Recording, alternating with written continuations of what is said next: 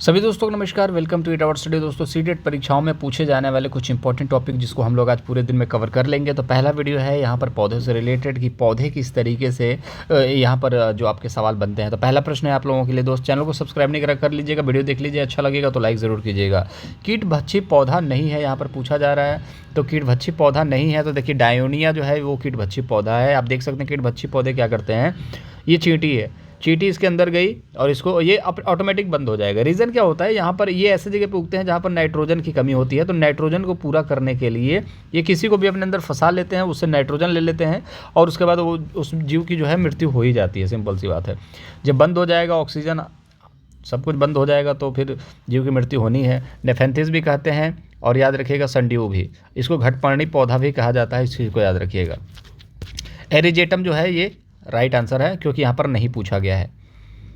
एक प्रश्न यहाँ पर देखेंगे, निम्न में से कौन से अभिलक्षण रेगिस्तानी ओक शाहबलूत वृक्ष में नहीं पाया जाता। तो कई बार रेगिस्तानी ओक आ जाता है, कई बार हिंदी में शाहबलूत आ जाता है, लेकिन इंग्लिश में देखोगे तो रेगिस्तानी ओक ही देखने को मिलेगा। तो जड़ें अत्यंत गहराई तक जाती हैं, सिंपल सी बात है, बहुत गहराई तक जाती हैं। लगभग इसकी हाइट 10 मीटर होती है और गहराई की अगर हम बात करें तो 30 मीटर गहराई इसकी। तो फिर यहाँ पर देखेंगे तो इसके अंदर पानी संचित करने की भी क्षमता होती है, ये पानी संचित करता है, तो 30 मीटर नीचे गहराई में पानी संचित करता है जिसको पाइप लगा करके पिया जा सकता है, इस चीज़ को याद रखिएगा। तने में, हाँ देखिए तने में पानी एकत्रित करता है, बहुत कम पत्तियाँ होती हैं, इतनी गहराई में जड़ें जाती हैं पानी के लिए तो इतनी सारी पत्तियाँ नहीं हो सकती जिनका भरण पोषण कर सके। कहने का मतलब है जब कमाई 10,000 है तो 4-4 5-5 बच्चे पैदा करने का कोई मतलब नहीं होता है। तो इसीलिए ये लोग क्या करते हैं कि सिंपल सी बात है कि इतने सारे पत्ते इनके पास हो ही नहीं सकते जब इनके पास उतना सोर्स ही नहीं है, तो पानी ही नहीं है, तो बहुत सारी पत्तियां होती हैं, ये गलत है, यहाँ पर नहीं पाया जाता है। Option number 4। यहाँ पर इस तरीके के मेमोरी बेस्ड कुछ क्वेश्चंस आते हैं। मुख्य अध्यापिका ने ईवीएस की एक शिक्षिका से अपने ऑफिस के अंदर रखने के लिए पौधे चुनने के लिए कहा, वह निम्न में से कौन सा समूह चुनेगी। तो याद रखिएगा एलोवेरा तो रहेगा ही, कहीं एलोवेरा है, और मनी प्लांट, ये मनी प्लांट है, मनी प्लांट का पौधा देख लीजिए। तो एलोवेरा यहाँ पर है, मनी प्लांट भी है, यहाँ पर एलोवेरा नहीं दिख रहा है, पुदीना दिख रहा है, ठीक है, ये नहीं है एलोवेरा, मनी प्लांट है, एलोवेरा पुदीना नहीं, जर्मेनियम नहीं, ये गलत हो गया। तो एलोवेरा मनी प्लांट तो 2 दिख गया। अब यहाँ पर कन्फ्यूज़न ये हो जाएगा कि पिटूनिया होगा या क्रोटन होगा। तो याद रखिएगा क्रोटन जो है इसको भी आप घरों में रख सकते हैं, ठीक है, जो आप देखते हो सजावट के लिए देखने को मिल जाता है आपको बालकनी वगैरह में, जहाँ पर धूप नहीं जाता है, प्रकाश संश्लेषण की क्रिया नहीं करते हैं, तो भी ये पौधे जिंदा रहते हैं।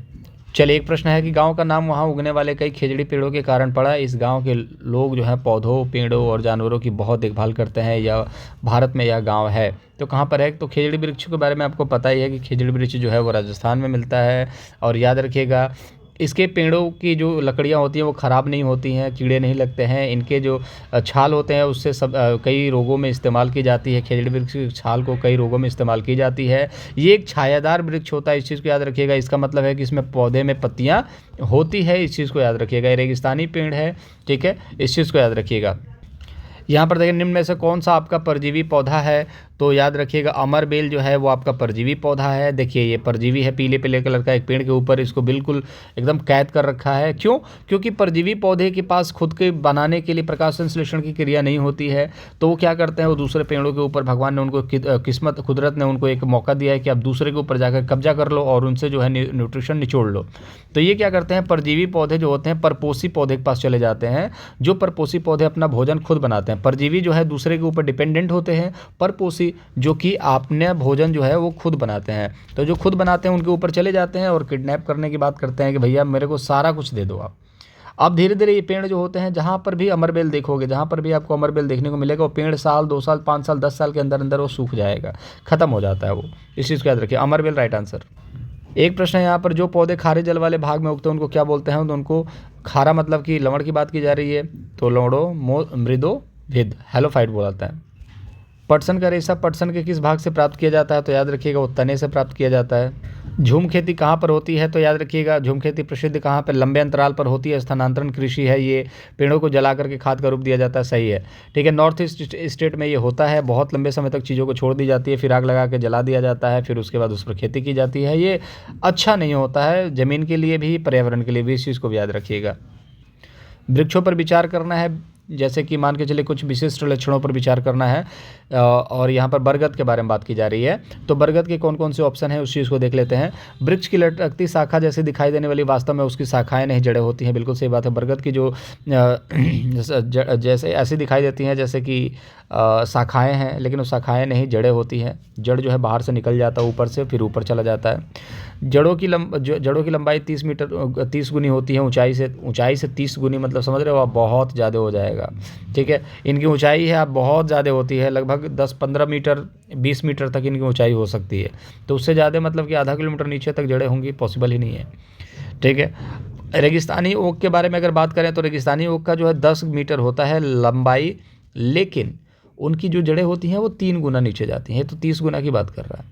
ठीक है, जड़ों द्वारा वृक्षों को मजबूत खंभों की भांति सहारा देना, बिल्कुल सही बात है। Option number first and second कहीं दिख रहा है, ए बी दिख रहा है, ए बी ए सी कहाँ दिख रहा है, ए सी यहाँ दिख रहा है, ये भी यहाँ पर भी है। ठीक है, इसको तो गलत कर दो। जड़ों द्वारा खाद्य सामग्री का भंडारण करना, तो जो खाद्य सामग्री का भंडारण है रेगिस्तानी वो करता है अपने लिए, लेकिन बरगद नहीं करता है। तो यहाँ पर डी जो ऑप्शन होगा वो गलत हो जाएगा। तो डी ऑप्शन कहाँ गया, डी ऑप्शन यहाँ पर गलत हो गया। ठीक है, तो ए और बी तो हो गया, सी हो गया, ई है, यहाँ पर ई है। अब लटकती जड़ों को बढ़ते हुए ज़मीन के अंदर चले जाना, तो ये भी बात सही है, जड़ें जो लटकती हैं वो ज़मीन के अंदर भी फिर चली जाती हैं। तो ए सी और ई ये आपका राइट आंसर होगा, क्योंकि सी भी सही है तो ये गलत हो गया। ए बी तो गलत हो गया, तो बी तो ऐसे ही गलत हो जाएगा। ठीक है, तो याद रखिएगा, ए सही है, सी सही है, ई सही है। निम्न में से किसको बीज पत्र कहते हैं, तो बीज पत्र, यहाँ पर बीज पत्र, इस चीज़ को याद रखिएगा। ये शुरुआती होता है जिसमें कि इसको भ्रूण कहते हैं। ठीक है, एक बीजांड होता है, तो बीजांड में क्या होता है कि वो पोषण तत्व लेने का कार्य करता है। नीचे जो है प्याज की खेती करने की प्रक्रिया के कुछ चरण दिए गए हैं जो उचित क्रम में हैं, उनके बारे में बात करेंगे। तो खरपतवार हटाना, गुड़ाई करना, बीज बोना, इस चीज़ के बारे में। तो सबसे पहले तो मिट्टी की गुड़ाई होती है, इस चीज़ को देखिएगा। तो बी कहाँ पर है, बी तो सब में दे रखा है। फिर उसके बाद क्या होता है, खरपतवार हटाना होता है। फिर ये जो खरपतवार ये छोटा छोटा दिख रहा है, इसको हटाना होता है। तो सी यहाँ पर दिख रहा है, तो सी इसमें तो है नहीं, तो इसको हटा दो।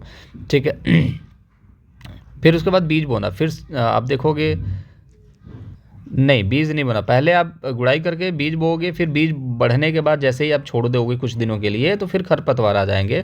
तो पहला बीज बोना है, फिर उसके बाद देखो यहाँ पर सी हो गया ना, तो सी तो आप देखोगे तो बीज भी बोना ही होगा। बी के बाद सी आ गया, बीज बोना हुआ। फिर उसके बाद खरपतवार हटाना है। ठीक है, फिर उसके बाद क्या करना है, आपको प्याज को उखाड़ना है, फिर उखाड़ोगे। ठीक है, फिर प्याज को उखाड़ोगे, यहाँ पर देखो प्याज को उखाड़ोगे। फिर उसके बाद जो बाकी सूखी पत्तियां होंगी उसको तोड़ करके ठेले पर ला करके बस ले लो, आलू ले लो, प्याज ले लो। ठीक है, तो ये जो है प्रक्रिया होती है दोस्त प्याज की।